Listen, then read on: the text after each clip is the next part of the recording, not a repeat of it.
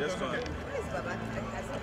I think he just okay, that's it. That's it.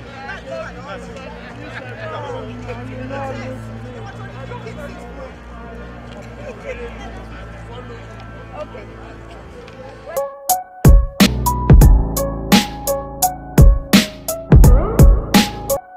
Otuba, His Excellency Otuba.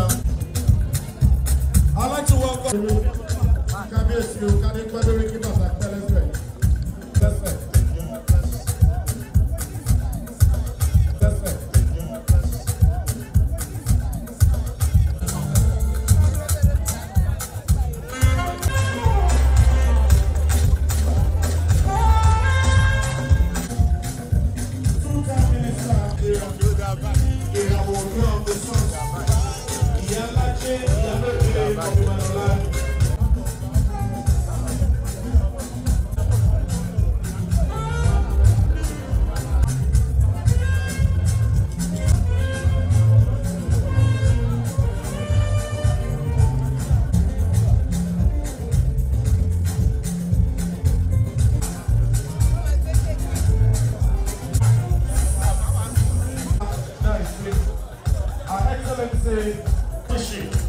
You're welcome.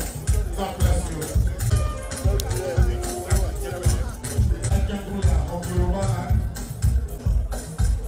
Seyi Owoso Ọmọọba Gbadebo Joko Erelu of Benin Kabiyesi Betimi of Ede Ọba Oniru Adesolanawa Yorùbá sí ọ̀dì fẹ́sẹ̀ lọ́la ọba Akínọlá Oyètádé